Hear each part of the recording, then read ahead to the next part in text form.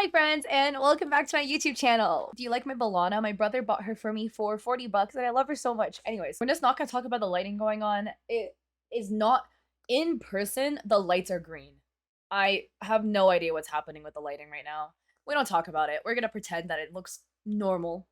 But today's video, we're gonna be talking about why so many content creators are broke and how you can avoid going broke yourself, I guess.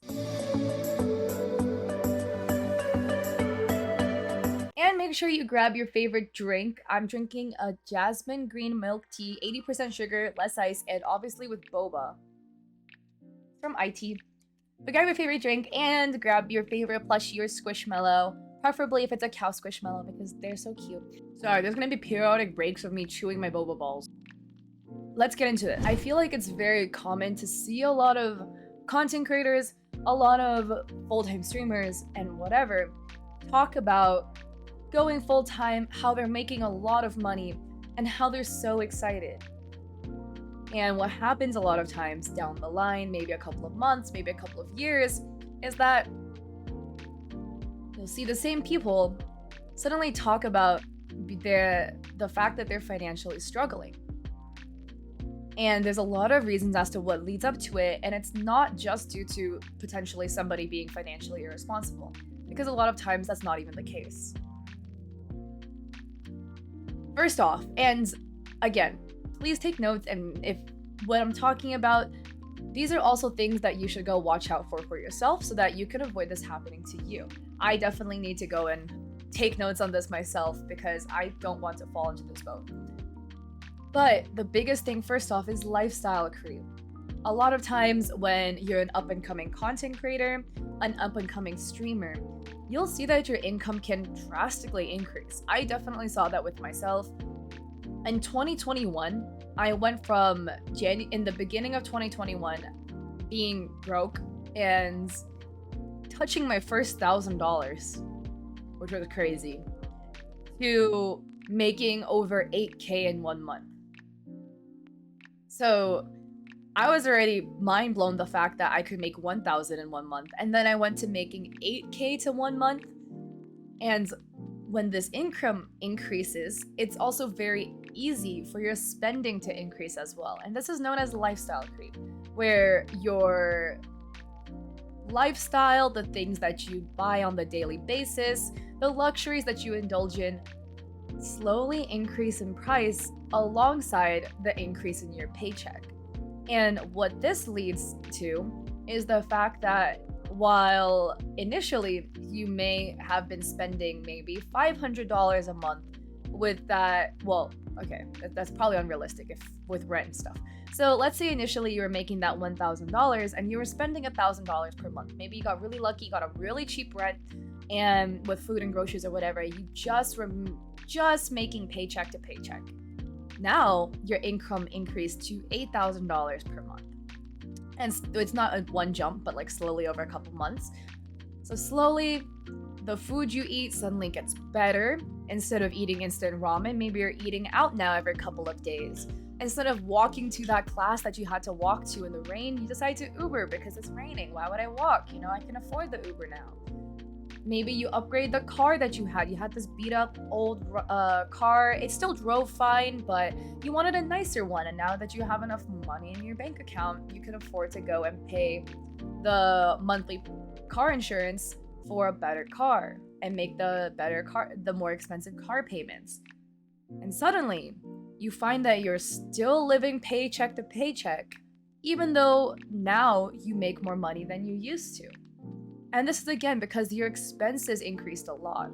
And I feel like especially as a content creator, as an influencer, and as a streamer, that is so easy to do. Because a lot of times you can easily justify this to yourself by saying, oh, but I'm paying for convenience so that I can have more time to work.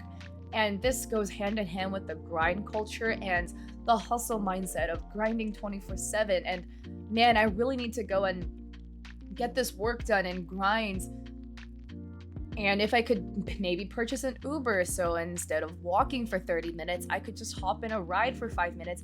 I can save myself time and then I can get more work done. At least this is the slippery slope that I fell into, anyways, justifying a lot of my purchases. But it's very easy to feel that way. And especially because a lot of things kind of do save you time and it is justifiable, right? For me personally, I started when I went to LA, I made more money, so I started traveling more. Now I'm going to LA every single month and I have to pay for that plane ticket. When I'm in LA, I don't have access to the car all the time. Unfortunately, actually, that one, I really have no choice. I must Uber. The office is literally not really, it's walkable, and I'm a really cheap person as it is. So back in the day, I actually would have walked it, but a 45-minute walk in LA sun is not really ideal. So I Uber now, and I pay the $8 Uber to Uber around. And now, instead of using some DaVinci Resolve and using this like budget Photoshop I found, I now pay $20 a month for all of Creative Cloud. So now I have these extra subscription fees. And my guilty pleasure is YouTube, so I also pay for YouTube Premium now. I still don't have Spotify Premium, actually, which drives everyone insane when I have the aux. But I pay for YouTube Premium now, which is $15 a month. So all of these things that I never bothered to purchase whatsoever in college because I knew there was no way in hell I could afford it, I now am slowly indulging in, and that's increasing my monthly expenses a lot. And again, as a content creator, a lot of these extra things, these extra investments, you can really justify saving you time, like me purchasing Premiere Pro. It saves me a lot of time in editing. And the biggest thing is you really gotta sit down and judge for yourself. All right, is this genuine time saver going to help me in the long run? Maybe take a little burden off of my shoulders, take the stress off me a little bit. Because I do think that if money can pay to make you less stressed, I think it's worth it. But again, you gotta do everything with moderation. So paying for Ubers every single day when you reasonably could have walked the 20 minutes, maybe not the best justification. But really sit down and see, okay, like, do I really need to go and make this extra purchase? Or is this a luxury that I am justifying because I made more money now? And the second slippery slope as well is flex culture. And this is extremely prominent, especially if you're a content creator, an influencer, and a streamer, because you want to go and give the outward projection that you're succeeding. And what better way to show that you're succeeding if you make a lot of money? And how do you show that you make a lot of money? If you can afford to wear luxury and expensive things. Especially because it's so easy to see so many other influencers and content creators, and they're all young, they're like 18, 19 years old, move to LA, buy their own apartment, they're dripped out in Gucci and designer and all these other expensive things. And it makes you feel like you're not with the times, you're not cool, and you're not successful if you can't emulate this as well. And sure, a lot of people can purchase an LV bag and go into debt for it. But should you do that? No. And it's really easy to go find yourself justifying luxury purchases that you maybe would not have made when you made less money now because you have a bigger paycheck. And it's also easy to suddenly start wanting things that you never used to want before. And I also kind of had this happen to me as well. I kind of suddenly found myself wanting Gucci a lot. And I was like, man, like, look at these people wearing this Gucci shirt and these Gucci shoes. They look so cool. And then I had to sit back and like think back to myself, Kat, you never liked the whole red-green colorway. Why do you suddenly want Gucci? Like a Gucci belt, And then I kind of had to sit and think to myself, and I'm like, I think I only really started wanting this because I saw other people have it. And other successful influencers on social media wearing these things, and they kept showing up, because I guess everyone nowadays wears Gucci. So I kept seeing it, and all the cool influencers had Gucci, so I associated Gucci with being cool. And then suddenly I wanted it so that I could look cool too. But then innately, I never really wanted something like that. I don't like the style or the colorway at all. Now, there are a couple of luxury things I do want, like a Chanel bag, but I mean, I've always wanted that, so... And then I check the price, and now I don't want it. But yeah, like, when you're making a luxury purchase, first off, make sure you have way more than enough saved to buy it. Never buy something as frivolous as a luxury item, like a designer handbag, on credit when you don't have enough money to purchase it. I think that's like an extremely wasteful use of money. I never put things on payment plans because I also find that payment plans can be a very slippery slope into forgetting that you have $200 to pay out every single month of something you bought and buying something else thinking you had the $200 when really it was going to a payment plan for something else. And I'm just too forgetful to make it work, so I never use it. I always pay for everything in full. And I always make sure I have the money in my bank account before I go and make said purchase. And I want to make sure that I never buy anything in general, but especially large purchases on credit, because you don't want to mess up your credit score and go into credit card debt over something like a designer handbag, which could have just waited a month, you know? But again, make sure that you double check with yourself. Is this something that you really want? And is this something that is gonna make your life better? Because I'm not saying to not treat yourself, but do it in moderation. And is this treat or gift for yourself really something that you really genuinely want and you've wanted for years and it's gonna make you happier to have it? Or is it gonna be one of those things where you buy it and then you put it on the shelf and then never touch it again because it wasn't something you really wanted innately, it was something that you saw other people have and you just wanted to look cool like them? And flex culture is one of those things that can really, really, really make you fall into a slippery slope, because once you buy one thing, then that one thing isn't enough, because then you're like, oh, but then everyone's always seen me with this Chanel bag, so I should buy an LV bag too, so like I can change it up a little bit, etc., etc. And that's when you know you're down the slippery slope. And besides just talking about luxury bags and items and stuff like that, as streamers, it's very easy to get suckered into the notion that you should buy very, very high-end products, technology products for your stream.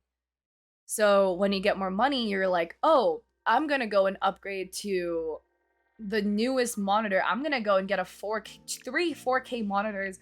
I'm gonna buy a new desk, 3 keyboards. I'm gonna upgrade to a 3090. I'm gonna get Go XLR, yada yada yada yada, and I don't know, a DSLR camera, whatever, and rack up a setup that costs $20,000. Realistically, will you getting that 20K setup get you more followers, more viewers, etc. for the amount that it's worth? Just ask yourself that. Like, is this extra $1,000 GPU upgrade gonna change my stream so much that I'm gonna get 1,000 followers minimum from? And again, I know it's really easy to justify that by saying, oh, but if my stream quality gets better, I'll get more people in my stream, yada yada yada. But the way I look at it, stream quality is an exponential graph. Or the way I look at it, improving your stream quality caps out at a certain point. Like, I'll throw up a graph of math up here if I remember. But in the beginning, like obviously if you're doing some like PS4 stream with, you know, your like Turtle Beach headset and speaking out of the headphones and it sounds like booty cheeks, obviously getting a better mic is going to improve your stream quality drastically and get more people in because now your audio doesn't utterly suck. But going from like a cheap $50 mic to like a $500 one, that quality change isn't going to reflect in the viewer count increasing that much, if at all, because what you had was fine. For most people, they wouldn't really care about that audio change. And again, going from, I use a Logitech C922 webcam, and I've used this webcam for my entire 3 years on Twitch. Me going from this Logitech cam to a DSLR which I have a mirrorless camera that I could easily hook up, but I don't because it's not gonna change much. Like the quality is going to change so minimally that most people would barely be able to notice it. And people who do, it won't help with getting new viewers in. I guarantee that somebody who's watching my stream is not going to follow me simply because I went from a C922, which looks like this, which is completely fine, to a DSLR camera. That's not gonna tide them over. What's gonna tide them over is if I have more YouTube content and it's better edited so that more people find my YouTube channel because it does better in the algorithm, yada yada yada. So really think to yourself, are these expensive technology upgrades really worth it for the financial investment? And another couple of reasons why it's easy to go broke as a content creator is the way we get money in the first place. A lot of content creators, and most of us, honestly, a huge chunk of our income comes from full-time. A huge chunk of our income comes from sponsorships. However, with the nature of sponsorships, most of the time, sponsors will not pay you upfront. You sign a contract, and in the contract, they'll say that they'll pay you net 30, net 60, net 15 if you're lucky. And that means that after you've uploaded the video, then you'll get paid 15, 30, or 60 days out from when you uploaded the video. But you guys could have been in negotiations for weeks to months before you even upload the video. So from start to when you get paid could be months away. And so that's really difficult to deal with as a content creator, because if you need that like $2,000 you're getting paid, you still have to wait those couple of months to get it. And it's a slippery slope because it's very easy as a content creator to be like, oh, but I'm gonna get paid this $2,000. So I'm just gonna go spend as if I have it now. And that is no, don't do that. That's a bad mentality. Never spend money that you don't actually have in hand. And it's so easy to do. It's so easy to say, well, this $2,000 that I'm gonna get is gonna pay for this MacBook. But then what that basically means is you're living paycheck to paycheck because you're waiting for the paycheck for your MacBook that will pay off the MacBook. But then in the process, you probably bought something else that you then need a future paycheck to pay off because you never had the money in hand. And again, these infrequent earnings is very sporadic, so it's very difficult to budget around also because it's not like you're having a monthly paycheck. Well, obviously you have like monthly rent to pay, monthly gas, food expenses, student loans, etc., car payments, and those are monthly. But the income you get from sponsorships is not monthly. They pay out months later in large sums, but it's very staccato and very sporadic. So it's very easy to go a couple of months with nothing and then have one really great month and then a couple of months of nothing again. And the problem this leads to is it's very easy to spend a lot once that sponsorship hits, and then you're left with very little money left to tide you over for the next couple of months until the next paycheck hits. My biggest advice for this is, again, never spend money that you don't actually have in hand, and once you get that money in hand, make sure you budget it safely and take a lot of months into account because you can't guarantee that your next sponsorship, like maybe you have like 2 back-to-back sponsorships. You did one January, you did one February. The January one might pay you in March and the February one might pay you in May. Okay, well, that's like a far stretch, but you know what I mean. Like, you may not guarantee that you'll get paid the time you think that you'll get paid. And so if you didn't budget well and stretch that initial January payment through, you may not have enough money to cover you until that February sponsorship actually hits in May. And the very last struggle as a content creator is the fact that your income fluctuates so greatly. I feel like it's very easy as a content creator and as a streamer, especially when you're up and coming, to see that huge paycheck you earn, that huge like 4-digit, if you're lucky, a 5-digit monthly payout, and expect that to last. And be like, yeah, I'm set. I blew up from 5 average viewers to 100. I got Twitch partner. I'm making $5,000 a month now. I'm good. I'm chilling. Let me go and sign a lease for an apartment. But what ends up happening is sometimes you'll have rough months and you won't make as much.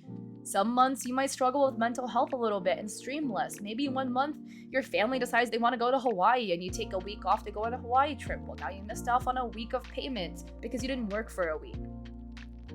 And your income fluctuates a lot.